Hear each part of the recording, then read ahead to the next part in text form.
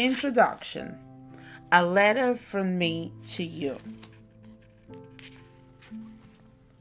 Friend, I see and I know your struggles. You wake up tired, you look at the clock, and you feel as if you're already late. Your imagination did not sleep.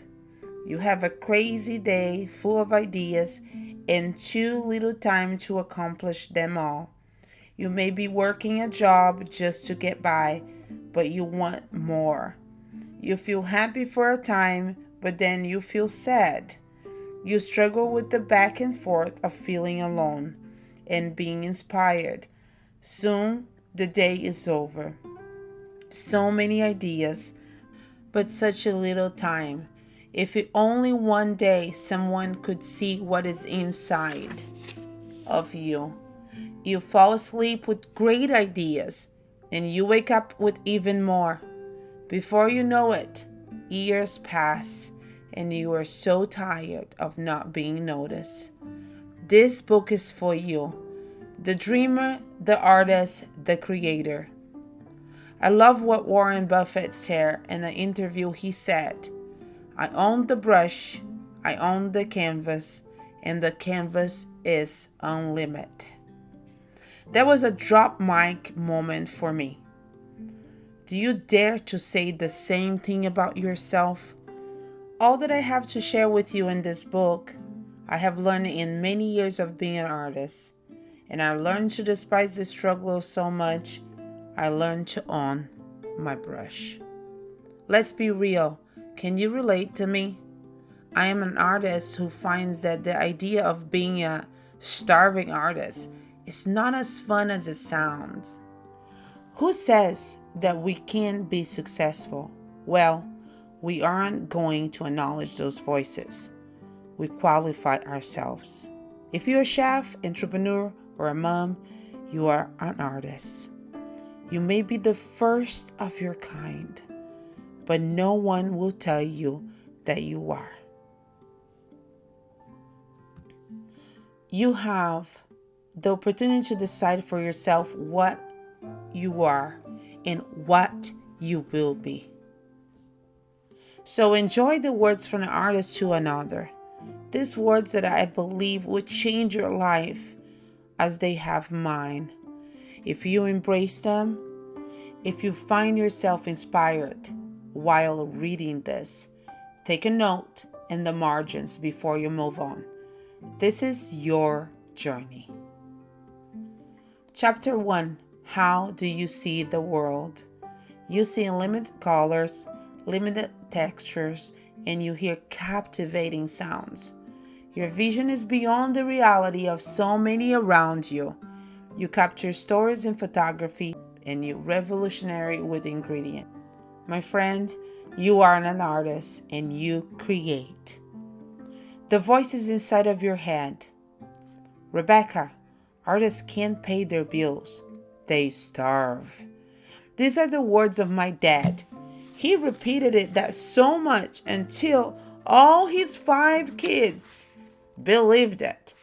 2 of his kids wanted to be artists, and they did it anyway, but their struggle was real.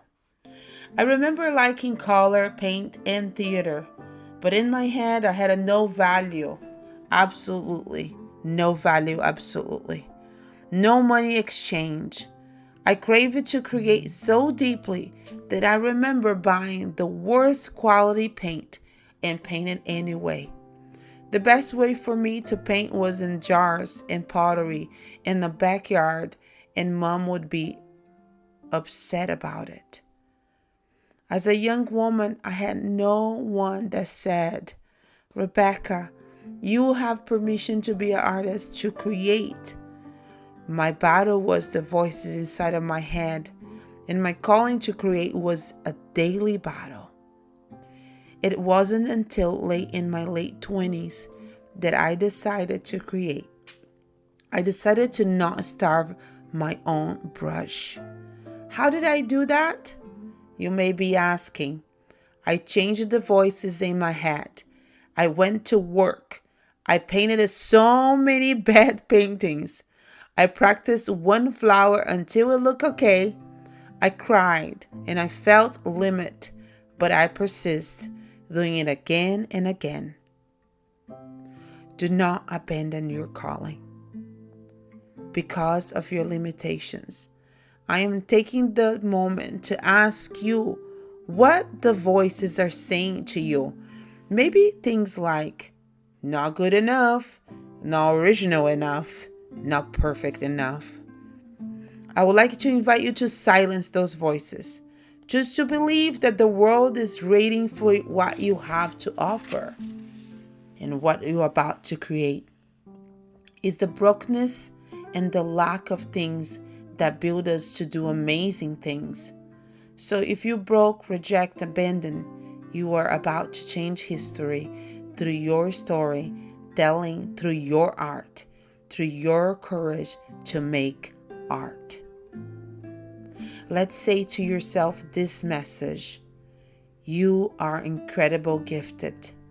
All your past and struggles contribute to this amazing art. Your imperfections make your art empowerment to those that come after you. Brush stops. No one can label you. You might be a brand new thing. Rebeca Flott. Have you ever thought about this? Every idea is a seed. Someone cares, and they either choose to plant in the fertile soil or they choose to reject it. Maybe they reject it because it's not a full-grown plant, or because they don't know how to make it, how to water it. Maybe this book is like a miracle grow for you, fertilizing for your dreams. Every invention, book, recipe, movie, song, building, they all begin in a seed form as an idea. The words you're reading right now, they were seeds that were planted in my mind or rejected. The key is you have the choice. Now, you may be wondering how this applies to you. In the most absolutely obvious way, it applies to you as an artist. With your work, you can either create or reject the ideas in your mind. But let's look at it another way. Consider this. You are a seed. Maybe you are a new kind of seed, one that has been planted to grow in a new way. You have ideas and thoughts that no one has ever had before, and that is fascinating, and you are worth considering. That means that any label someone has placed on you is most likely superficial. Your job title doesn't exist. The truth is, you have the freedom to be whatever you decide you want to be. And even more powerful, you have the power and permission to change your mind. So, what kind of seed are you? What kind of ideas do you carry? A friend once told me not to let my dreams die. The first person who ever purchased my art taught me something new. He asked me, "What is the place that holds the most amazing creation?" My thought, the museum, Paris, art galleries. He said, "No, the graveyard." The graveyard? The graveyard is the home of the rich creations, arts, books, songs, recipe, and dreams. That people took them without sharing. That day he asked me to never let my dreams and creations end there. Don't let the seeds you carry die before they are planted. Let's plant everything we have inside of us and see how it grows. Pay attention to others and listen to their feedback, but don't build your life around it. Know who you are and what you love, and build on the solid foundation of those truths. Permission to create. We live in a world where permission to do anything is requested. Can I set you free from this? You have the permission to try, to fail, and to do amazing things. I was working as an instructor teaching people how to paint on canvas step by step. I was so broke, I couldn't do anything. I walked into a Habitat for Humanity with the hope of finding something to create. I also needed a gift for Grandma, something unique. One day, someone in my class mentioned painting on screens, and I thought to myself, that is a horrible idea. But as I was walking through the store, I saw a pile of screens, and I got one to try for only $2. I thought this would be my chance to practice. My first intention was to just practice. I painted, it was really bad. I painted again, still bad. I Googled, but I couldn't find anything that my heart was craving. I threw the brush in the floor and I said to myself, stop looking for someone to teach you, Rebecca. You have permission to create. I got some texture and applied to the screen. My heart felt happy, but it still looked really bad. I painted so many and they started to look a bit better. I opened an Etsy shop and I decided to learn how to promote myself. I put in time every day. I was still broke. The checkout clerk from Habitat knew me. Orders started to come in and I got a momentum. I wanted to do better art. I did, and I did it again, and I made it a room for success.